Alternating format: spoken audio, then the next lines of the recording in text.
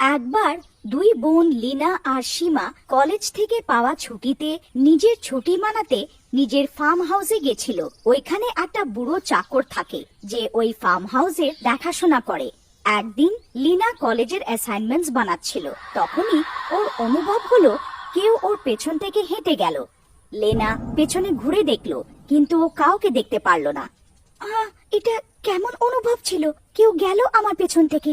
লীনা ভয় পেয়ে গেল। বাগানের দোলনাতে বসে নিজের অ্যাসাইনমেন্ট শেষ করা শুরু করলো। তখনই ওকে কেউ পেছন থেকে দোলনাতে ধাক্কা দিল। এই দোলনাটাকে কে ধাক্কা মেরে দোলালো? কে তুমি? কে তুমি? তখনই একটা আওয়াজ আসলো, কেউ আছে।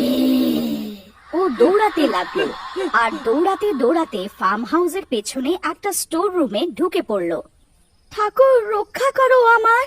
তখনই লীনার চোখ হাড্ডির উপরে পড়লো। লীনা নিজের জ্ঞান হারিয়ে ফেললো।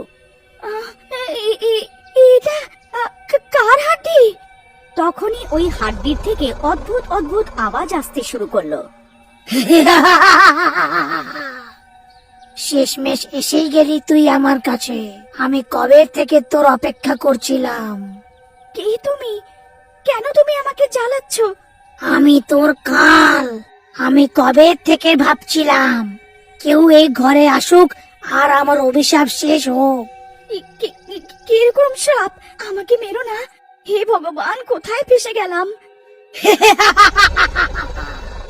হাড্ডির স্তূপটা অদ্ভুত অদ্ভুত আওয়াজ বের করে লীনার দেখে এগোতে থাকলো। বাঁচাও আমাকে, এই হাড্ডির স্তূপের থেকে আমাকে বাঁচাও কেউ। লীনা ওইখান থেকে পালাতে শুরু করলো। পালাতে পালাতে ফার্ম হাউসের ভেতরে ঢুকে পড়লো আর নিজের ঘরে চলে গেল আর ভেতর থেকে ঘরের দরজা বন্ধ করে দিল। একটুর জন্য বেঁচে গেছি আজকে, আজকের পরে ওখানে কখনো যাব না। লীনা এখনো ভয়তে কাঁপছিল। তখনই দরজার খটখটানোর আওয়াজ আসলো। লীনা আওয়াজ শুনে ভয় পেয়ে গেল। কি ওখানে? আমি দিদি। কি হলো? দরজা খোলো। সীমার আওয়াজ শুনে লীনা কিছুটা শান্তি পেল। লীনা দৌড়ে দরজা খুলল। কি হলো দিদি, আপনি ঠিক আছেন তো? এখানে কিছু ঠিক নেই, অনেক অদ্ভুত অদ্ভুত জিনিস হচ্ছে। কি ঠিক নেই? ওই স্টোর রুম, হাড্ডির স্তূপ। এইটা বলে ও অজ্ঞান হয়ে গেল। সীমা লীনাকে বিছানায় শুইয়ে দিল। তারপর সীমা ফার্ম হাউসের স্টোর রুমে গেল, কিন্তু দেখার পর কিছু পেল না। সীমা ফিরে চলে আসলো। তারপর সীমা সেই চাকরটাকে ডাকলো। হারিয়া, ও হারিয়া, এখানে এসো। হ্যাঁ মালকিন, কি হলো? তুমি আমাকে ডাকছিলে? হ্যাঁ, তোমাকে কিছু জিজ্ঞেস করতে চাই। হ্যাঁ বলুন মালকিন। এইখানে কখনো কিছু হয়েছিল কি? মালকিন, অনেক পুরনো কথা গো। যখন তোমার দাদু এখানে থাকতো তখন এইখানে একটা চাকর কাজ করত। একদিন ওই চাকর টাকার লোভে তোমার দাদুর ওপরে হামলা করে দিয়েছিল। তারপর কি হলো? দাদু তো আগেই হামলার খবর পেয়ে গেছিল, আর দাদু ওই চাকরটাকে ফার্ম হাউসের পিছনে স্টোর রুমে বিনা জল খাবার দিয়ে জীবিত বন্ধ করে দিয়েছিল। খেতে না পেয়ে ওই চাকরটা কষ্ট পেয়ে ওইখানেই মরে গেছিল। সীমা এইটা শুনে ভয় পেয়ে গেল। আমাদের দাদু এত রাগী ছিল, এইটা তো আজকে জানতে পারলাম। ওই চাকরের হাড় ওই স্টোর রুমেই পড়েছিল। এটাও বলা হয় কি ওই হাড় থেকে আওয়াজও আসে। এইটা শুনে সীমার পার তলার থেকে মাটি সরে গেল। আরে বাপরে, এটা কি মুশকিল বাবা! লীনা কি ওই হাড্ডির কথা বলছিল? ওই যে স্টোর রুম, হাড্ডি বলে অজ্ঞান হয়ে গেছিল। আচ্ছা ঠিক আছে, তুমি যাও হারিয়া কাকু, যদি কিছু দরকার হয় তো তোমাকে ডাকবো। তারপর বুড়ো হারিয়া ওখান থেকে চলে গেল। সীমা এত বেশি ভয় পেয়ে গেছিল কি ও নিজের ঘরে একা শুতে সাহস জোটাতে পারল না। ও লীনার ঘরে ওর সাথে শুয়ে পড়ল। তারপর রাত হওয়ার পর হাড্ডির স্তূপ অদ্ভুত আওয়াজ বের করা শুরু করলো। ভয়ঙ্কর অদ্ভুত আওয়াজ শুনে লীনার ঘুম ভেঙে গেল। এই সীমা, উঠে পড়। এ কিরকম আওয়াজ বার করছিস? মজা করিস না আমার সাথে। ওঠ না, ওঠ, ওঠ না। পাগল হয়ে গেছিস নাকি? ওহ, শুতে দে, আমার অনেক ঘুম পাচ্ছে। লিনা বুঝতে পারলো যে সীমা ঘুমাচ্ছে। তাহলে এই আওয়াজটা কোথা থেকে আসছে? সীমা তো ঘুমিয়ে আছে, ওই হাড্ডির স্তূপ তো না।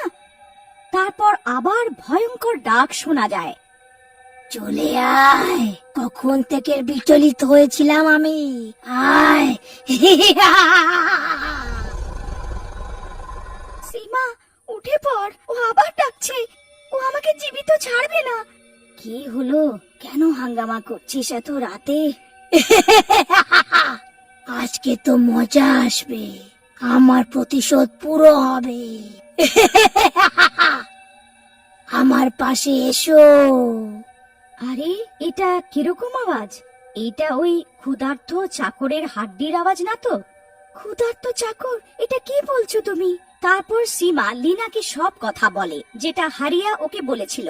আরে মরে গেলাম রে, কোথায় ফেসে গেলাম আমরা? আমরা কলেজের ছুটি শান্তিতে কাটাতে এসেছিলাম, আরে হাড্ডির মাঝে ফেসে গেছি। ওই হারিয়া কাকুকে ডাকি, বোধহয় উনি আমাদের কিছু সাহায্য করতে পারবেন। হারিয়া কাকু, হারিয়া কাকু, কোথায় আছো? জলদি এখানে এসো। হারিয়া দৌড়ে ওদের ঘরে ঢুকে পড়ল। হ্যাঁ মালকিন, বলুন, কেন ডাকলেন আমাকে? আপনি কি ওই আওয়াজ আজকে শুনেছেন? যে ভয়ঙ্কর হাড্ডির আওয়াজ আমরা শুনতে পাচ্ছি, আমার মনে হয় ওই আওয়াজটা ওই ক্ষুধার্ত চাকরের হাড্ডির আওয়াজ। লিনা আজকে দুপুরে ওই হাড্ডির স্তূপকে হাঁটতে দেখেছিল।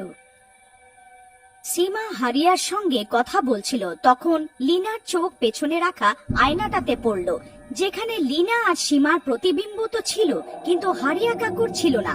তখন লিনা সবকিছু বুঝতে পারল।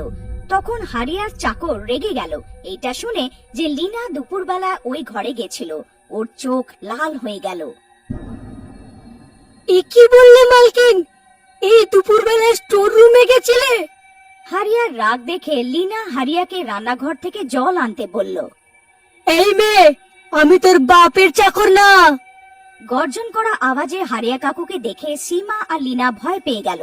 সীমা, বাইরে পালা, এটা হারিয়া কাকু না, ওই চাকরের ভূত এটা, ওই হাড্ডিগুলো এরই। তারপর সীমা আর লিনা দুইজনই ফার্ম হাউসের বাইরে পালাতে শুরু করলো।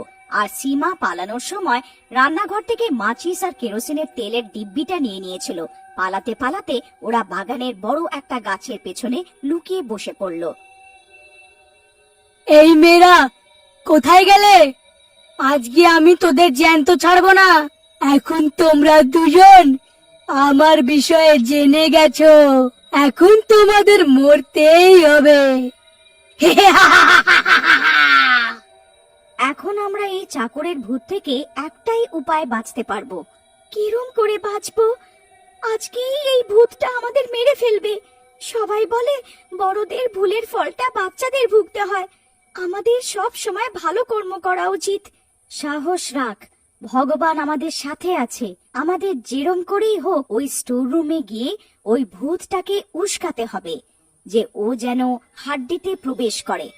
তারপর যেমন করেই হোক হাড্ডির ভিতর ঢুকবে, আমরা ওই লাশটাকে জ্বালিয়ে দেব। এরকম ভাবে ওই ফার্ম হাউসটা ওই ভূত থেকে রেহাই পাবে। তারপর লিনা আর সীমা সাহস করে ওই স্টোর রুমে গেল। এই ভূত, তুই নিজেকে অনেক শক্তিশালী ভাবছিস কি? সাহস আছে তো এই হাড্ডিতে প্রবেশ করে দেখা। চ্যালেঞ্জ করছিস আমাকে? এক্ষুনি তোদেরকে শিক্ষা দিচ্ছি আমি। হ্যাঁ। রেগে লাল হারিয়ার ভূত ওই হাড্ডির স্তূপের ভেতরে ঢুকে পড়ল। আর তখনই সুযোগ পেয়ে সীমা কেরোসিনের তেল ওর ওপরে ঢেলে দিল। আজকে তোর খেলা শেষ হারিয়া ভূত। আমরা তো তোকে রক্ষক ভাবতাম, কিন্তু তুই তো ভূত বেরোলি। আজকে তোর গল্প শেষ। তারপর সীমা মাচিস জ্বালিয়ে ওর ওপরে ফেলে দিল। আরে বাঁচাও, অনেক জ্বলছে, বাঁচাও, বাঁচাও। এটা ঠিক করলে না, আমার সাথে প্রতারণা, আবার প্রতারণা। তখনও তোর মতিগতি ঠিক ছিল না, আর এখনো না। এইটা তো তোর সাথে হবারই ছিল। ভগবানও সবসময় সত্যবান আর ভালো লোকেদের সাহায্য করে। আর এইভাবে ওই শ্রাপিত ফার্ম হাউসটা ওই হারিয়া ভূতের হাত থেকে রেহাই পেয়ে গেল।